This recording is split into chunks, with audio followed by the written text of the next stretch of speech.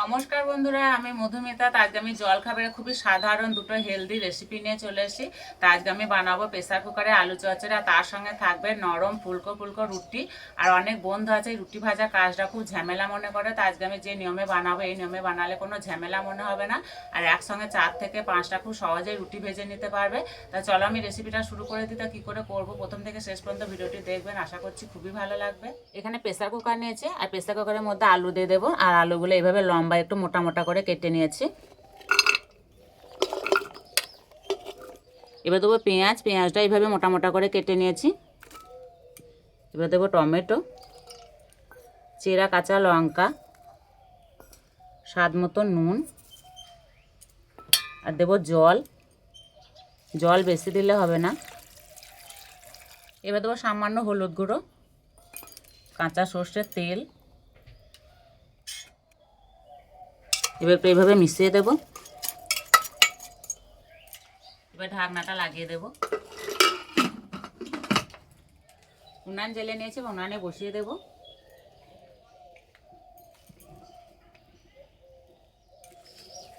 দুটো সিটি মারলেই হয়ে যাবে।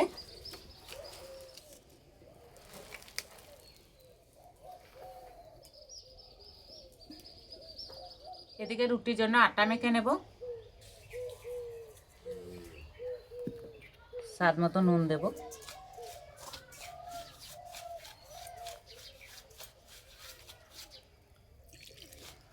অল্প করে জল দেবো আর মেখে নেব। আর একটু নরম করে মেখে নেব। একটু নরম করে মেখে নেব, তাহলে রুটিগুলো একদম নরম ফুলকো ফুলকো হবে।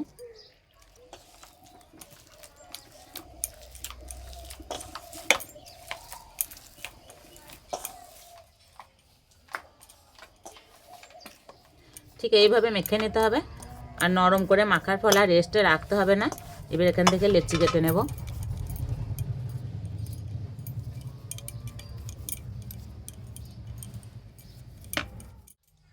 শুকনো আটা ছিটে রুটিগুলো বেলে নেব।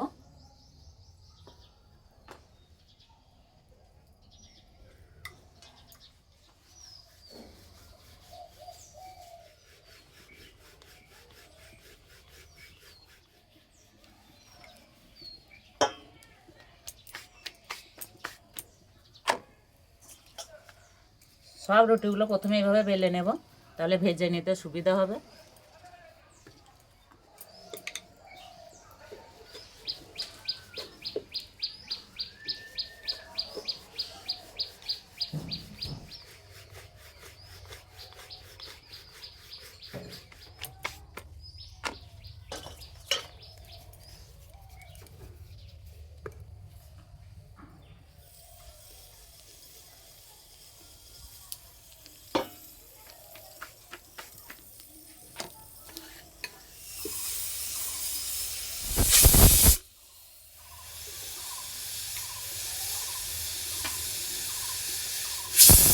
দুটো সিটি পড়ে গেছে, নামিয়ে দেব। সবগুলো বেলে নিয়েছে, এবার ভেজে নেব। আর উনানে চাটু বসিয়ে দিয়েছে, চাটুটা খুব ভালো করে গরম করে নিয়েছি। এবার দিয়ে দেব। প্রথমে এক পিঠ ভালো করে সেঁকে নেব। এই যে এক পিঠ ভালো করে ভাজা হয়ে গেছে, আর এই যে কালারটা চেঞ্জ হয়ে গেছে। এবার উল্টে দেব।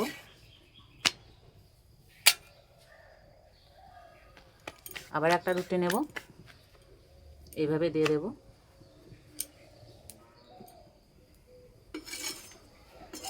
কিছুক্ষণ পরে আবার উল্টে দেব।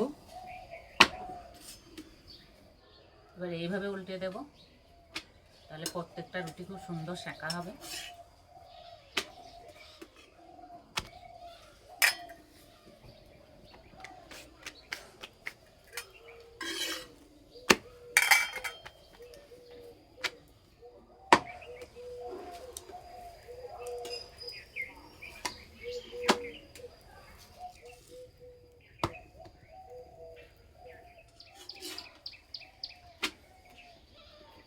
একটু ভালো করে দেখলে সবাই বানাতে পারবে।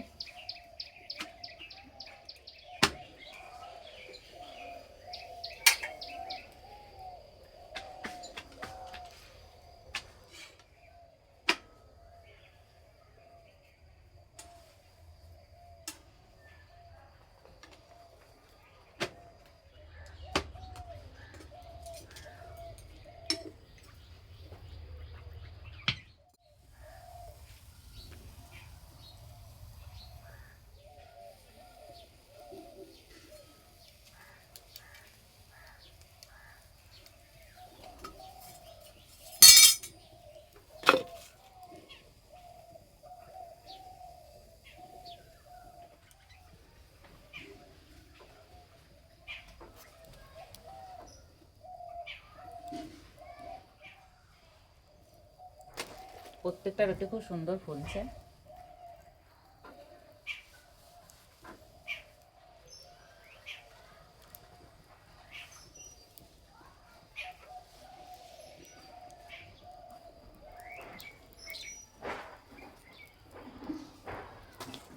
পাঁচটা রুটি ভাজা হয়ে গেল, বাকিগুলো এইভাবে ভেজে নেব।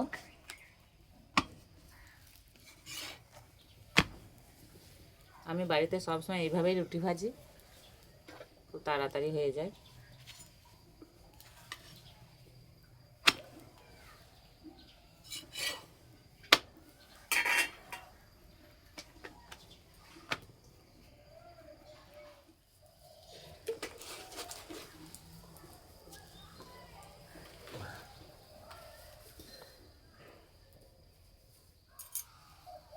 রুটি ভাজা হয়ে গেছে, এবার আলু চচ্চড়িটা ঢেলে নেব।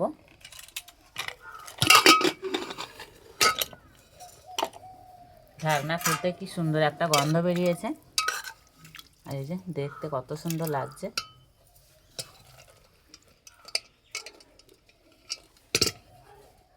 একটু কাঁচা সর্ষের তেল দিয়ে দেবো। একটু কাঁচা সর্ষের তেল দিলে খেতে দারুণ লাগে। এইভাবে একটু ঘেঁটে নেব।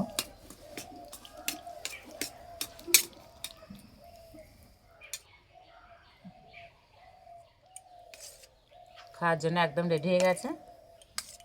আর এই যে আমার সঙ্গে আছে আমার ছোট ছেলে অনিরুদ্ধ। হ্যাঁ,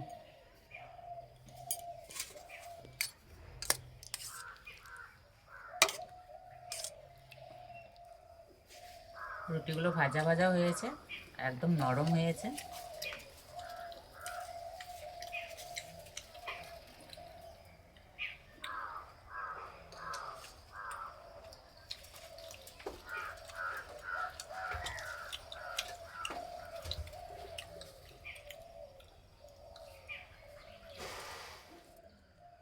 সাধারণ রেসিপি হলেও খেতে দারুণ লাগছে। এই ঝোলে চুবিয়ে খেতে যা লাগছে না।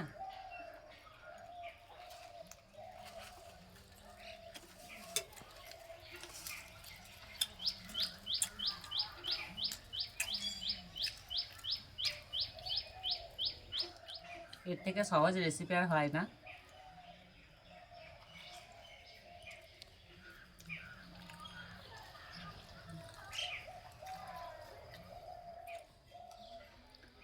একদিন হলে এইভাবে তৈরি করে খেয়ে আমাকে কমেন্টে জানাবে কেমন লেগেছে।